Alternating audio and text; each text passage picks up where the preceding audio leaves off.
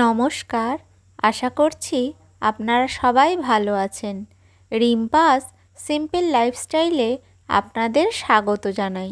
চলে এলাম নতুন আরেকটা ভিডিও আজকে নিয়ে। সকালবেলা উঠে ভাবলাম যে আগে বাইরেটায় ঝাঁট দিয়ে দিই, কেননা ভদুরা শুয়ে আছে তো এখানে ঝাঁট দেওয়া হয়, আর ওরা শোয় বলে তো এখানে লোম একদম ভর্তি হয়ে পড়ে থাকে। তাই সকালে উঠেই আগে এই সামনেটা ঝাঁট দিতে চলে এলাম, কারণ ওদের এই জায়গাটা পরিষ্কার থাকলে ওরা পরিষ্কার জায়গায় শুতেও পারবে, আর একটু পরে ওদেরকে খেতে দেবো তো, তাহলে জায়গাটা পরিষ্কার থাকলে ওই পরিষ্কার জায়গায় খেতে দিতেও ভালো লাগবে। সকালে তো ভদুরা মুড়ি খায়, কিন্তু দেখুন অবস্থাটা। আমি তো ঝাঁট দেবো, ভদুকে কতবার করে বলছি, ওরে ভদু ওঠ ওঠ ওঠ, কিছুতেই উঠবে না। সেই দেখুন একভাবে শুয়ে আর আমার মুখের দিকে কুটকুট করে তাকিয়ে আছে। তারপর মেয়েকে বললাম একটু জল নিয়ে আয় তো, আর এই দেখুন মেয়ে জল নিয়ে আসতে জলটা নিয়ে ভদুর মাথায় দিতে তবে বেচারা উঠল। তাও এখান থেকে সরতে আর চায় না কিছুতেই। আর ওদের মাথায় জল দেওয়া দেখে মেয়ে বলছে, তুমি কি ওদের সকালবেলা স্নান করাচ্ছ? আমি বলি, না না, ওরা শিব ঠাকুর, ওদের মাথায় আমি জল ঢেলে দিচ্ছি, শিবরাত্রি চলে গিয়েছে তো, তাও শিবরাত্রি পালন হচ্ছে। আর এই দেখুন এত জল দিলাম তো তাও কিছুতেই সরল না, আর উল্টে আমার শুকনো জায়গাটা ভিজে গেল। ঝাঁট দিতে এত বিরক্ত লাগছে কি বলবো। এখানে তো ওদের লোমগুলো পড়ে, যেখানে যেখানে জল পড়েছে সেখানে সেখানে লোমগুলো সব মানে জমে বসে গিয়েছে, উঠতেই আর চাইছে না। তারপরে এই দেখুন ওদেরকে মানে আমি বাইরে গেলেই ওরা ভাবে যে বোধহয় খাবার দেবে, তবেই ওরা সবাই বাইরে গেল, কিন্তু ভদু কিছুতেই নড়বে না।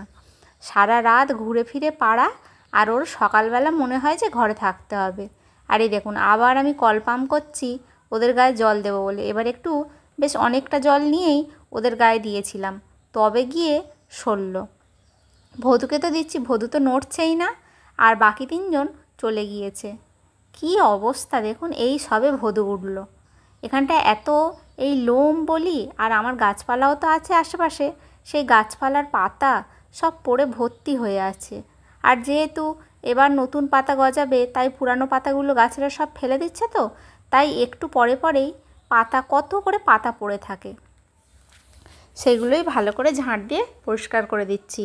আর ওরা সারা রাত ঘুরে ঘুরে বেড়ায় বলে না, দিনের বেলা হলেই, আর যেহেতু এখন একটু গরম পড়ে গেছে, আর আমরা জানি আমাদের তুলনায় কুকুরদের বলি বা যে কোনো পশমওয়ালা প্রাণীদের বলি গরমটা একটু বেশিই লাগে, তাই না ওরা ওই এখন করে মানে তাড়া দিলেও ঘরের ভিতরেই থেকে যায়, ঘর থেকে বের হতেই চায় না। আর এই দেখুন ঝাঁট দিতে দিতে ঝাঁটার কাঠিটা খুলে চলে যাচ্ছে, ওটাকে তাই আবার ভালো করে গেঁথে নিলাম ঝাঁটার সঙ্গে। তারপরে ওরা অনেক কষ্টে ঘরের থেকে বের হলো, রাস্তায় গিয়ে শুলো। আর আমি এখন ঝটপট করে ঝাঁটটা দিয়ে নিই। আজকে কিন্তু বেশ ভালোই গরম আছে। সকালবেলা অন্যদিন যেমন একটা ঠান্ডা ঠান্ডা ভাব থাকে, আজ কিন্তু অতটাও ঠান্ডা ভাব নেই। আর আমাদের এখানে তো গাছপালা অতটা নেই তো, তার জন্যে আর সকালে এই পূবের রোদটা একদম টানা এসে পড়ে, তাই গরমটা একটু বেশিই লাগছে। যাই হোক, আর কটা দিন পরে তো আরও প্রচণ্ড গরম হবে, তখন ফ্যানের তলায় বসে থেকেও শান্তি পাওয়া যাবে না। আর আপনারা কি দেখতে পাচ্ছেন, আমাদের এখানটা একটা ছোট্ট টিউবওয়েল বসানো আছে, এটা কিন্তু টাইম কলের সঙ্গে আটকানো। ঝাঁট দিয়ে এখন আমি ভদুদের জন্য মুড়ি নিয়ে আসছি, আর ওরা ঠিক জানে আমি না মুড়ির টিন খুললেই কত ভিতরে, তাও ঠিক আওয়াজ পায়, আর সব দল দিয়ে এসে লাইন দিয়ে দাঁড়াবে গেটের কাছে, আর নাড়ু তো এসে দরজায় পা দিয়ে আঁকড়াতেও থাকে। আর এই দেখুন তিনজনে তো এসেছে, কিন্তু ভদুবাবুর এখনও দর্শন নেই। কত করে ডাকছি, ও ভদু আয় ভিতরে আয় বাবা, খেয়ে যা। ও আসবে না, ওকে ওই নিচেতেই দিতে হবে, কারণ এরা না নাড়ুকে খুব ভয় পায়, বিশেষ করে খেতে দেওয়ার সময়। খাবার দিচ্ছি হয়তো ওদের ভাগেরই খাবার, নাড়ু যদি সেখানে গিয়ে দাঁড়ায় না, ওরা সেখান থেকে সরে যায়, এতটাই ভয় পায় নাড়ুকে। আর নাড়ুও সেই সুযোগে ওদের খাবারগুলো খেয়ে নেয়। কী আর করা যাবে, এই রকমভাবেই ওদের কাণ্ড কারখানা চলে। আর এই দেখুন ওরা সব লাইন দিয়ে কত সুন্দর মুড়ি খাচ্ছে। সকালবেলা ওদের এই খাওয়াটা দেখতে খুব ভালো লাগে, কিন্তু কোনোদিন ক্যামেরা বন্দি করা হয়নি, আজ করলাম। কিছু কাজকর্ম সেরে চলে এলাম রান্নাঘরে। আগে রান্নাঘরটাকে গোছাবো, আজকের গ্যাস আর গ্যাস টেবিলটাকে মুছবো, গ্যাসটা খুব নোংরা হয়েছে। আর বাসন কটা মাজবো, মেজে রান্না বসাবো। আর এদিকে কিছু শুকনো বাসন আছে, এগুলোকে তুলে নেব। আজকে কি রান্না করি দেখি, আগে রান্নাঘরটাকে পরিষ্কার করে নিই। গ্যাস টেবিল, গ্যাস সব মুছে নিলাম। ওগুলো বাটিগুলো ভদুদের ভাত বসাবো, ওটাও মেজে নিলাম। আর এদিকে আমাদের বাসন অল্প কটা ছিল, দুধের গ্লাস ছিল, সব মেজে পরিষ্কার। এবার ঝটপট রান্নাটা বসাই, অনেক বেজে গেছে।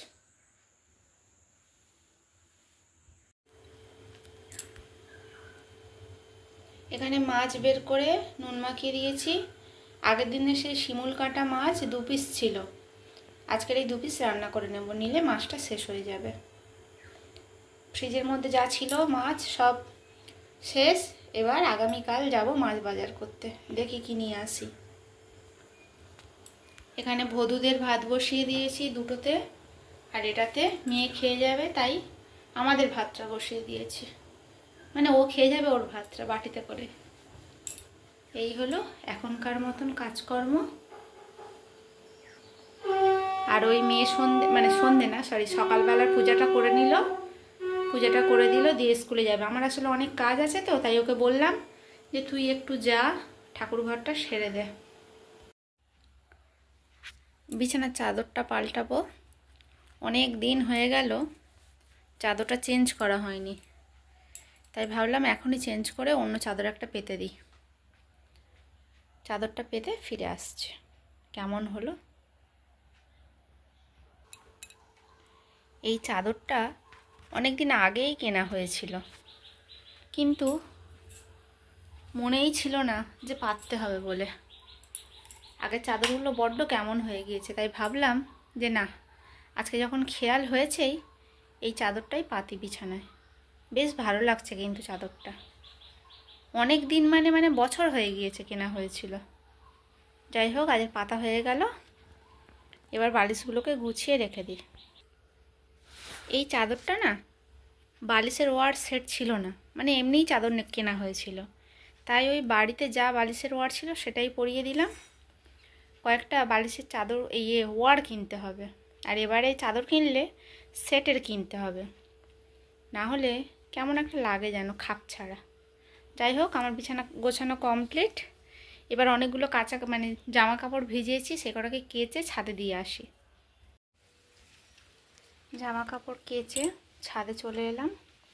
এই 1 বালতি এখন কাঁচা হলো, এ কটা দিয়ে যাই এখন। আর এখনও গোটা কতক ভেজাতে বাকি আছে, গিয়ে সে কটা ভিজিয়ে দেব, দিয়ে আর কি কাজ ছাড়া সেরে কেচে স্নান করে নেব। আর এই দেখুন ম্যাডাম, আমার ছুটি ম্যাডাম, চলুন ঝটপট এ কটা দিয়ে দিই।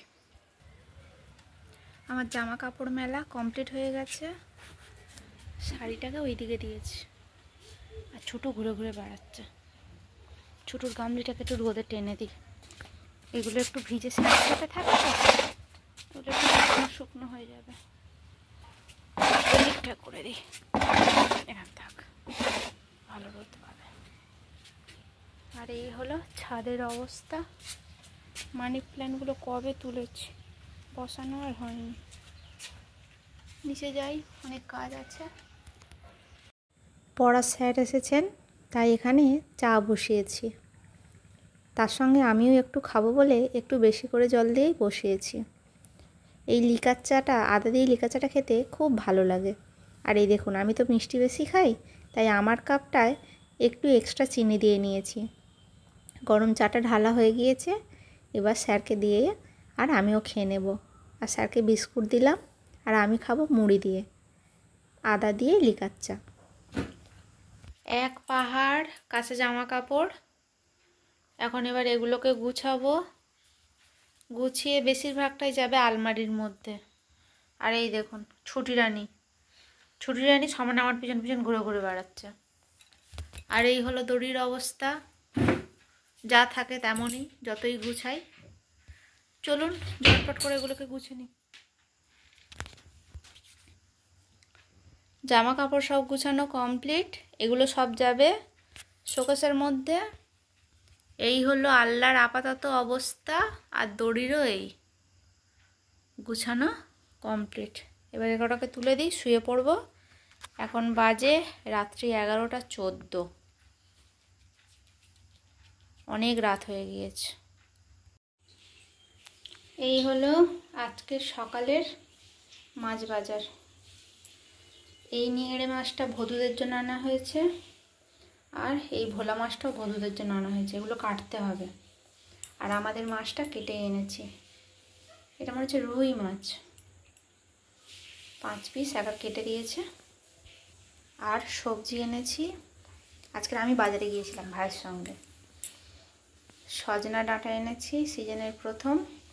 আর সিজনের প্রথম ঢ্যাঁড়স চচ্চড়ি হবে। আর এই ডাঁটা আলু মাছ দিয়ে ঝোল হবে। এই হলো আজকে রান্না।